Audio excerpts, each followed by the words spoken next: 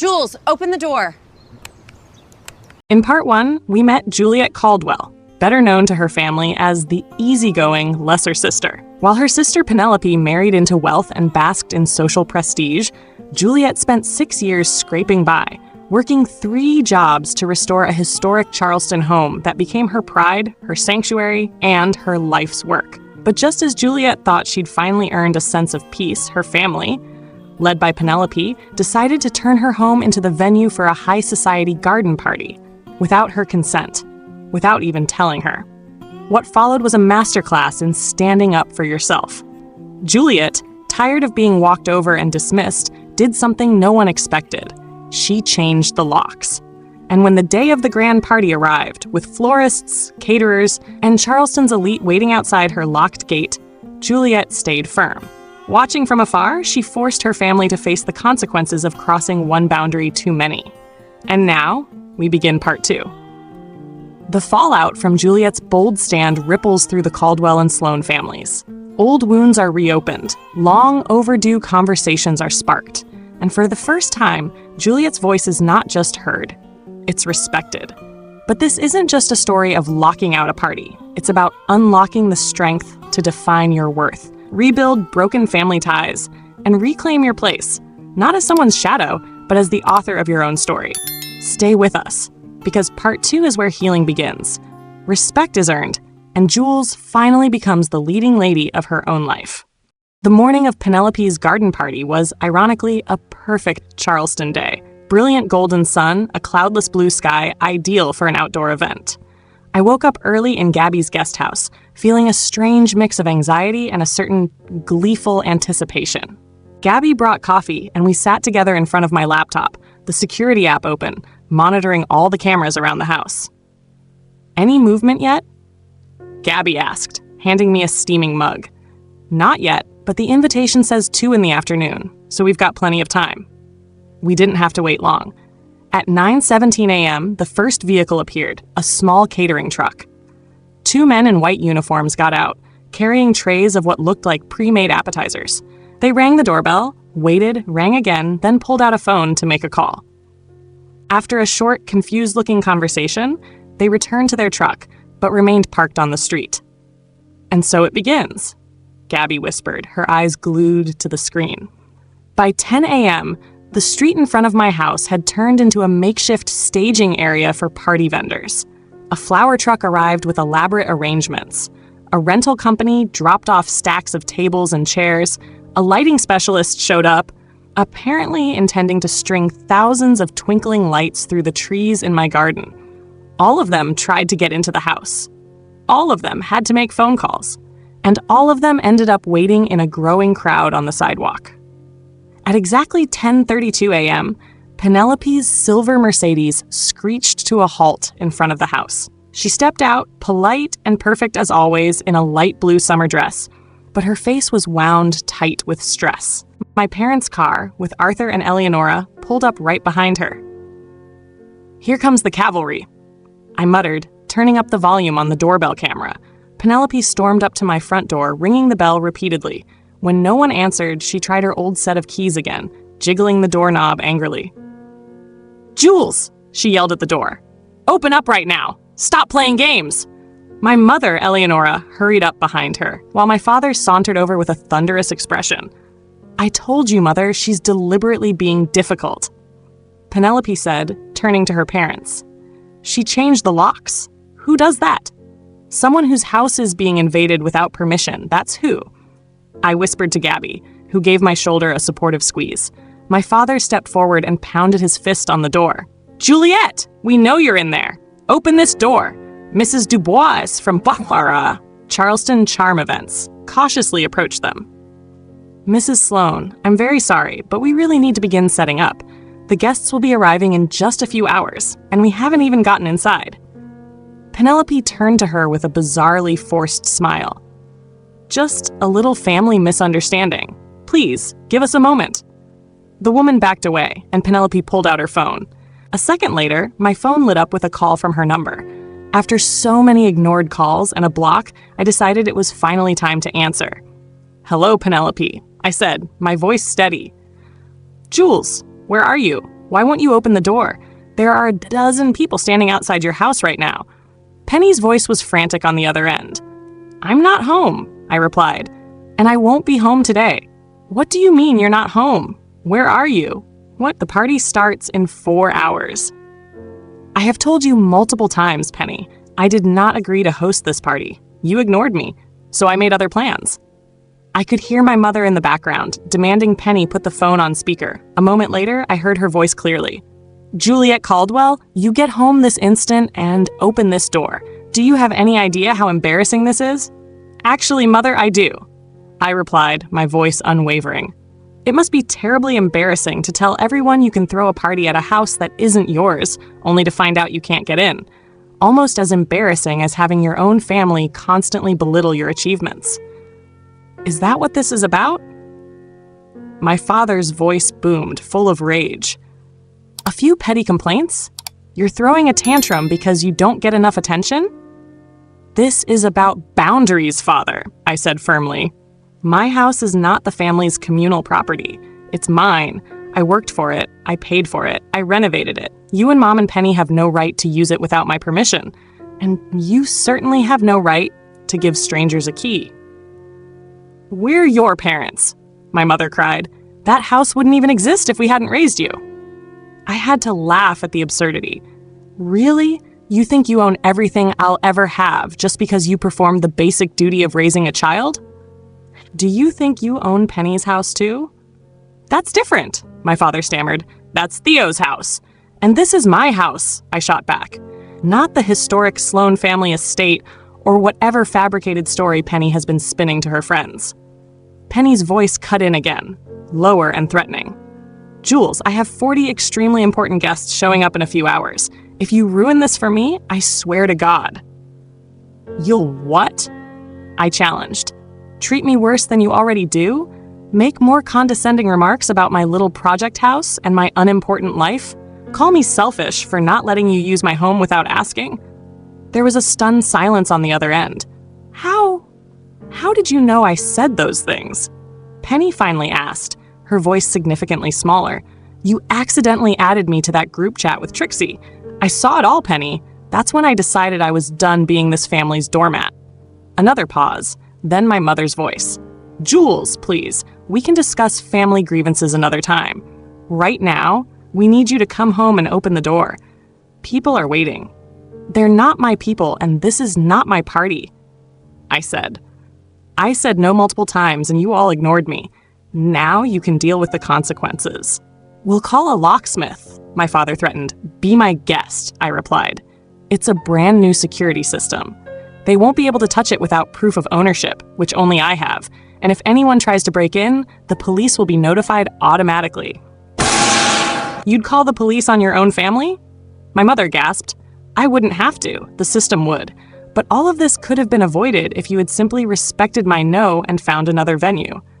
"In 4 hours?" Penny shrieked. "That's impossible." "Not my problem," I said, surprised at how steady my voice remained. "You and Mom and Dad created this situation when you planned an event at a venue you didn't control. Now you fix it." I ended the call, trembling but resolute. Gabby gave me a high five. "You were amazing, Jules. Did you see their faces when you shut them down?" We continued to watch the security feed as my family huddled on the porch, their faces tense. Eventually, Penelope had to pull out her phone, presumably trying to find a last-minute replacement venue. My parents split up, my mom talking to Mrs. Dubois, my dad pacing angrily on the sidewalk. Around noon, the first luxury cars of the guests began to arrive. By 1 o'clock, a good number of early arrivals were there. Men in crisp summer suits and women in elegant dresses, all looking bewildered at the scene of chaos on the sidewalk instead of a sophisticated garden party. The real drama peaked at 1:40 p.m., when a gleaming black SUV pulled up and an older couple emerged. It was the Beaumonts, Theodore Sloane's parents, the very guests Penelope wanted to impress most. From the pictures I'd seen, they approached the crowd with undisguised surprise. Even through the security camera, I could see the sheer panic on Penny's face as she rushed out to greet them, with Theo appearing from somewhere to join her. A tense conversation unfolded, Penny gesturing desperately, while Mrs. Beaumont's face grew increasingly displeased. More and more guests arrived, all facing the same scene. No party, just a locked house and a frazzled would-be hostess. A few left immediately, others lingered awkwardly. I watched Penelope's carefully curated social event disintegrate before my eyes. By 2:30 p.m., most of the guests had gone. The catering staff began packing up the untouched trays of food. The rental companies started loading tables and chairs back onto their trucks. And in the middle of it all, Penelope sat crumpled on my front steps, mascara streaking down her cheeks, while Theo had a tense, disappointed-looking conversation with his parents. I almost feel sorry for her, I said to Gabby as we watched the scene. Don't, Gabby replied firmly. She brought this on herself when she treated you and your home like property to be used at her convenience. By 4 p.m., the street was empty, save for my family's cars. My parents and my sister sat in a dejected circle on my front lawn, looking utterly defeated. Gabby and I continued to watch through the camera feed. My parents and my sister sat in a dejected circle on the very lawn in front of my porch, where, by now, the laughter and clinking glasses of Charleston's high society should have been echoing. They looked utterly defeated, their expensive outfits now seeming out of place amidst the wreckage of a failed party. The afternoon shadows grew long, and finally, they got into their cars one by one and left, leaving behind a heartbreaking silence. As their last car disappeared, my phone suddenly buzzed with a text. This time, it wasn't from an unknown number, but from Theodore Theo Sloan IV, my brother-in-law. I was quite surprised, as Theo and I had barely ever had any significant personal interaction. Juliet, the text read, I've just heard the full story from Penelope. I genuinely did not know that she never got your permission for this event. I sincerely apologize for this unacceptable boundary violation. If you're willing to talk, I'd like to help resolve this family situation. It was the first sincere apology I had received from anyone on the other side, and it came from the person I least expected. I showed the phone to Gabby. Well, that's interesting, Gabby said, raising an eyebrow. Looks like at least one person is starting to get it. I thought for a moment, then texted Theo back. Thank you for acknowledging the boundary violation. I'm not ready to talk today, but perhaps next week after things have calmed down. Then I put my phone down and closed the laptop. I'd seen enough. The curtain had fallen on the play, at least for today. Come on, Gabby said gently. Let's go get dinner. You've had a stressful day. As we left the guest house, I felt strangely lighter, as if I had just shed a burden I'd been carrying for years. For the first time in my adult life, I had stood firm against my family's expectations and demands. It wasn't easy, and the consequences would surely be significant. But in that moment, I knew I had done the right thing for myself. And that, for tonight at least, was worth celebrating. The week following the lockout incident, as Gabby jokingly called it, was truly intense. After a few days of silence to collect myself, I decided to unblock my family members' numbers. And immediately my phone felt like it was going to explode from the barrage of texts and calls. Some were angry and accusatory, others tried to evoke guilt, and surprisingly, a not insignificant number came from more distant relatives, expressing support after hearing what had happened. My mother Eleonora's text swung wildly between rage, I have never been so humiliated in my life, and playing the victim. After everything I've sacrificed for you, this is how you repay me. My father, Arthur, was more direct. You have damaged this family's reputation. I hope you're satisfied. Penelope's messages were the most volatile, shifting from pure fury, you've ruined everything for me, to desperation. The Beaumonts will barely even speak to me now. And then to a manipulative tone. Theo's business connections think our family is bizarre and dysfunctional. I didn't answer any of them right away. I needed the time at Gabby's house to really process my emotions and figure out my next steps. I worked remotely, had dinners with my supportive friends, and even booked a few sessions with a therapist Annika had recommended, a Dr. Albright. Family dynamics don't change overnight, Juliet, Dr. Albright told me in our first session, her voice gentle but full of insight. You've broken a long-established pattern where you always meet others' needs while ignoring your own. There will be resistance, pushback before there can be any acceptance, even partial. Her words felt like a validation of what I was going through. I knew the road ahead wouldn't be smooth, but at least now I had a professional to talk to and help me navigate it. On the 8th day after the incident, while I was working on design blueprints in Gabby's guest house, the doorbell rang.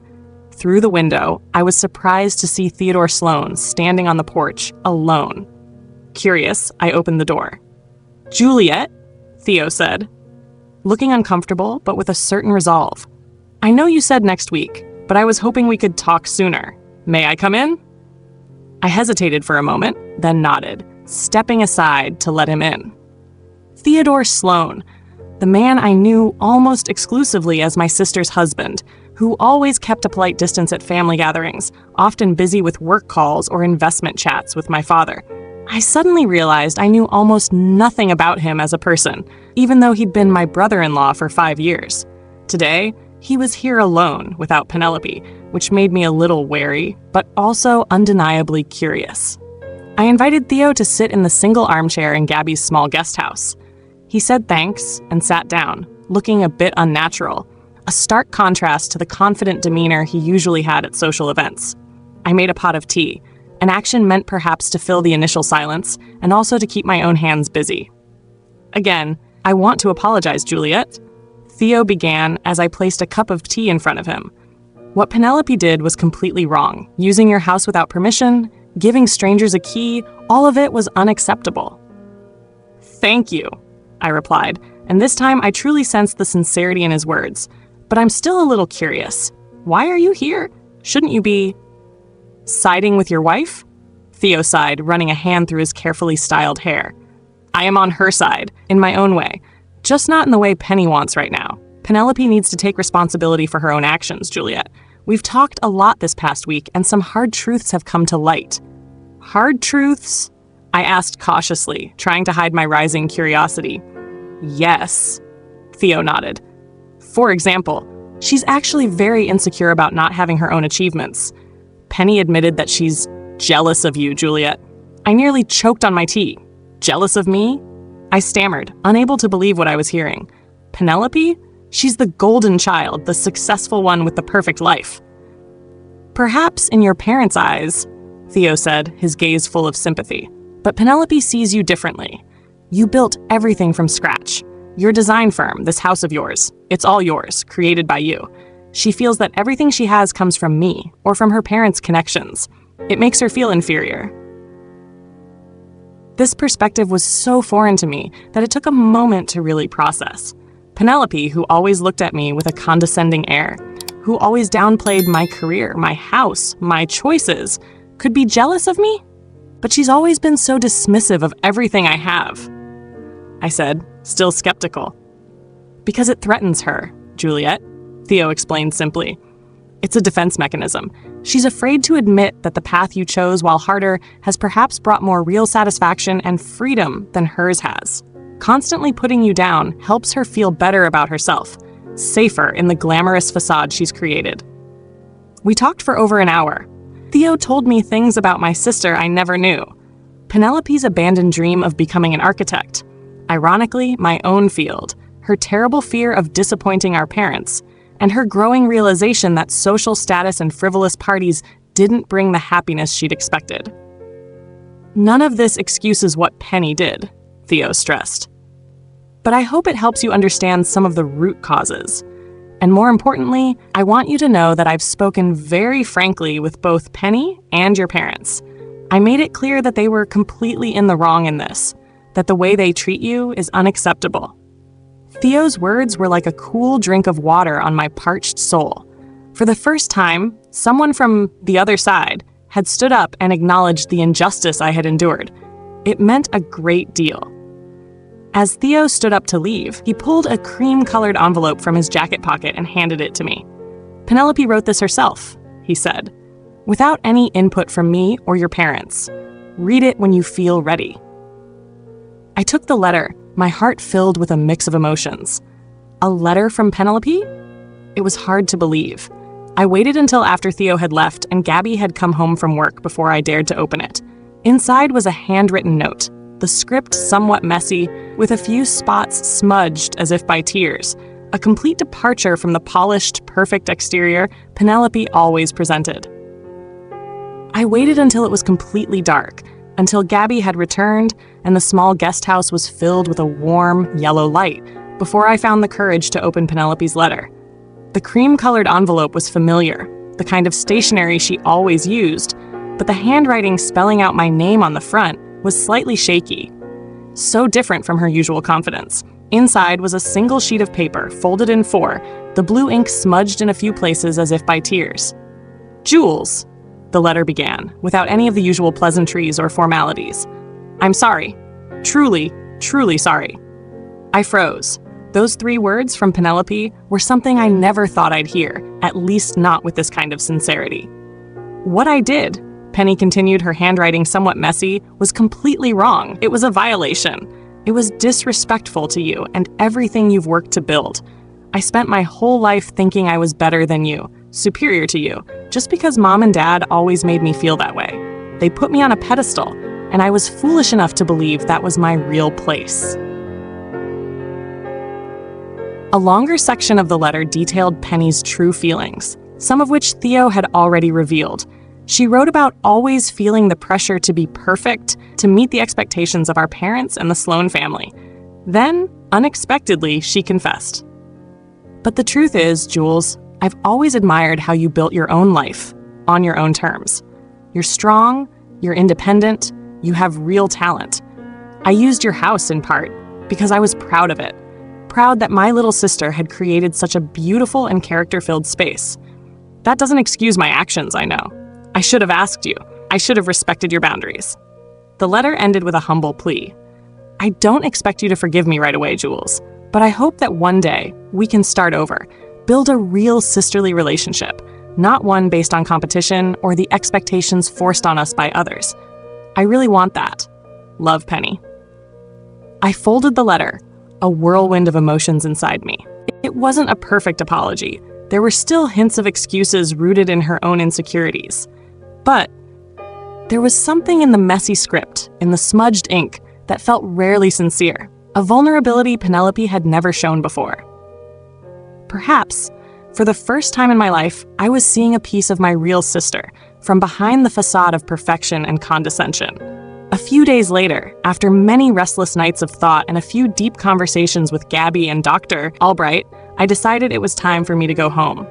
Gabby's guest house was cozy and her support was invaluable, but I needed to return to my own space, to face it and truly feel my own sovereignty again. The day I moved my things back, the feeling was strange. The house was still standing there, quiet and strong, but for me it held a new meaning. It was not just the fruit of my labor, but a symbol of my own struggle and victory in setting boundaries. When I opened the door with the new set of keys Mateo had installed, a sense of peace and freedom washed over me. I walked through the rooms, touching the furniture, looking at the art I loved. There was no more feeling of unease or fear that someone would violate this space. This was my territory, my safe haven. Gabby, Annika, and Skylar were there once again to help me move the boxes from storage and from Gabby's house. Our cheerful laughter echoed through the house, chasing away the ghosts of the past tense days. As the last items were put back in their familiar places, as the photographs were hung, I felt the house being infused with a new life. It truly was home. 3 days after I moved back, after many text exchanges with Theo and a few hesitant messages from my mother Eleonora, I agreed to meet the whole family, my parents and Penelope, at a neutral location. We chose a restaurant with a private room in downtown Charleston that served Sunday brunch. I didn't know how this meeting would go, whether it would be another performance or if there would be real change. But I knew this time, I was going in with a completely different mindset. A mindset of self-possession and a readiness to defend the boundaries I had fought so hard to establish. I was no longer the easy Jules of the past. As I walked into the private room of the restaurant where we had arranged to meet, a familiar sense of tension tried to creep into my mind, but I quickly pushed it away. I was no longer the Jules of the past. I saw them sitting at a corner table. My father, Arthur, my mother, Eleonora, and my sister, Penelope. All three looked unusually subdued, a quietness enveloping them that was so different from their usual boisterous confidence. My mother was the first to see me. Her eyes were slightly puffy, though carefully concealed with makeup. My father, the man who always exuded an air of authority, now seemed smaller, less imposing. As for Penny, she was staring down at the teacup in front of her, her usual confidence completely gone, replaced by a pale nervousness. "Juliet," my mother said as I sat down, her voice a little hoarse. "Thank you for coming." The conversation began awkwardly, with polite remarks about the weather and the restaurant's decor. No one dared to get straight to the point, as if everyone was waiting for someone else to light the fuse for a new confrontation. Finally, my father cleared his throat, breaking the uncomfortable silence. "Your mother and I," he said, his tone somewhat stiff and unfamiliar, "have done a lot of thinking these past few days. Perhaps we went too far regarding the matter of your house." That was the closest thing to an apology I had ever heard from him, but I couldn't let it slide that easily. "You think, perhaps?" I replied, unable to hide the sharpness in my voice. "You gave strangers a key to my house. You ignored my clear refusal. You called me selfish just because I didn't want dozens of strangers walking freely through my private space. We were wrong, Juliet," my mother said softly, her voice trembling, which genuinely surprised me. "We have always treated you like an extension of ourselves, not as an independent person with your own wants and boundaries. Theo helped us see that."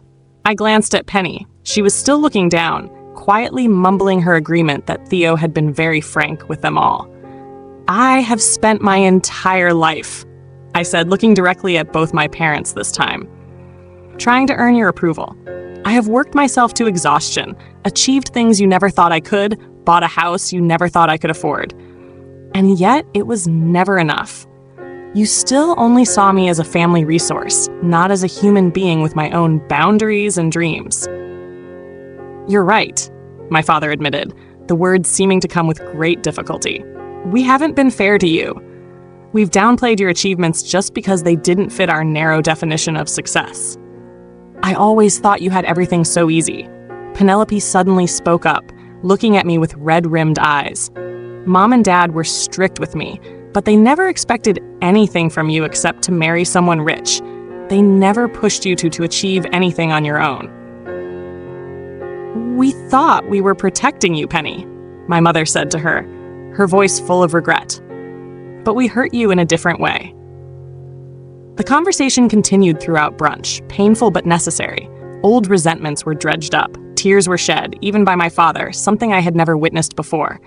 Toxic family patterns were named and examined. By the time the waiter brought the check, we were all emotionally exhausted, but strangely felt somewhat lighter. "So," my mother asked tentatively, "where do we go from here?" "I need things to change," I said firmly, "a real change. Not just apologies that will fade when it's convenient. I need my boundaries to be respected. My house must be treated as my own, and my career must be properly acknowledged." "That's fair," my father nodded, a rare concession. "And I need to know that I am valued for who I am," I added, "not for what I can contribute to the family, or for how I make you look good to other people." "We can do better, Juliet," my mother promised. "We want to do better."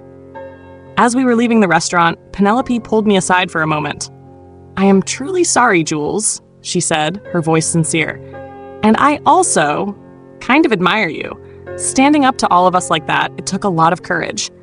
I looked into my sister's face, searching for the usual calculation or insincerity, but found only genuine remorse and something else. Respect, maybe. "Thank you," I replied simply. "And if it means anything, it's not too late for you to build something of your own, Penny." She nodded, a thoughtful look on her face. "I've been thinking about that a lot this week. Maybe it's time." Driving home, I realized that, for the first time in my adult life, I had stood in my truth in front of my family and hadn't backed down. Whether the change in their hearts would last remained to be seen, but something fundamental in our relationship had shifted. And I had no intention of letting it go back to the way it was. 3 months after the lockout incident, a phrase my family now mentions with a hint of embarrassment and a quiet respect, I stood in my sun-drenched kitchen, arranging a colorful appetizer platter. The house smelled of fresh flowers and the lemon tart baking in the oven. Through the window, I could see Gabby and Annika bustling about, setting up the drink station on the back piazza, laughing about something as they arranged bottles and glasses. Today, I was hosting a party of my own, a true housewarming, my way, with the people I truly loved. The doorbell rang, and out of habit, I glanced at the security app before opening it. My parents, Arthur and Eleonora, stood on the porch. My father held a gift bag, and my mother was holding a brilliant bouquet of sunflowers. Right on time. I smiled, opening the door wide. "We wouldn't want to be late for our daughter's party," my mother said, handing me the flowers. "These reminded me of the wallpaper in your childhood room. Do you remember the yellow room with the sunflower border?" It was a small thing, but it meant the world. My mother was referencing a positive childhood memory, and instead of a criticism or one of my shortcomings. "Thank you, Mom," I said, genuinely touched. "Please come in. You're the first to arrive." My father handed me the gift bag a bit awkwardly. "This is a housewarming gift. I know you've been here for a while, but we never properly celebrated this achievement of yours." Inside the bag was a professionally matted and elegantly framed copy of the house's deed, with a small engraved plaque at the bottom. "Proudly owned by Juliet Caldwell, a house built on a foundation of determination." I looked up at my father, speechless. "I thought you could hang it in your office," he said, his voice a bit gruff but unable to hide his pride. "You should be proud of yourself. Not many people your age achieve what you have, completely on their own." "Thank you, Dad," I managed to say, my throat tight with unexpected emotion. The doorbell rang again. This time, it was Penelope and Theodore. My sister entered cautiously, as if still unsure of her welcome. 3 months of weekly coffee dates had begun to mend our relationship, but we were both still finding our footing. "Jules, your house is beautiful," Penny said, looking around with genuine admiration. "Those new bookshelves in the living room, did you build them yourself?" "I designed them, then hired someone to build them. I have my limits," I laughed. "But they are great. Actually, I was wondering if you could help me design something similar for my home office. I'm converting a section of it into a studio space." "A studio?" I asked, surprised. Theodore smiled with pride. "Penelope decided to go back to school for architectural design, Juliet. Part-time, but she's very serious about it." My sister actually blushed. "It's what I always wanted to do. And after everything that happened, life's too short not to follow your passion, right?" Over the next hour, more guests arrived. Friends from my firm, clients who had become friends, neighbors, and a few of the distant relatives who had supported me during the difficult time. My cousin Willow arrived with her boyfriend and immediately pulled me into a tight hug. "Your house is incredible, Jules. I hear your company is taking off?" "It is," I confirmed. "I just hired 2 junior designers to help with the workload. We're expanding into commercial spaces now, too." "Amazing. Who knew my little cousin was going to be a design mogul?"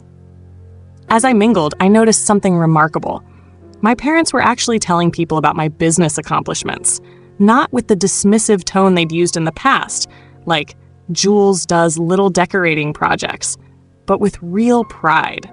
Our daughter just won the design contract for the new boutique hotel downtown. I overheard my father telling a neighbor. Beat out 3 other big, established firms for it. Later, in the kitchen, I found Penelope helping Gabby arrange dessert plates.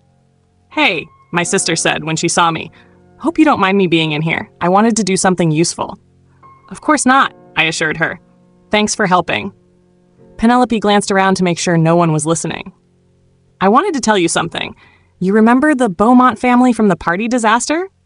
I nodded, bracing myself a little. "Well, Mrs. Beaumont called me last week. She said she was very impressed with how our family pulled together through a difficult situation. And she invited me to join the Children's Hospital Board, based entirely on my own merit, not as Theo's wife or because of family social connections." "Penelope, that's wonderful. Ironic, isn't it?" Penny said with a sad smile. "The failed party ended up creating a real opportunity, not the superficial connections I used to chase." As evening fell, I sat on the porch swing with Theodore, finding a moment of quiet amidst the happy chatter drifting from inside. "You seem happy," he observed.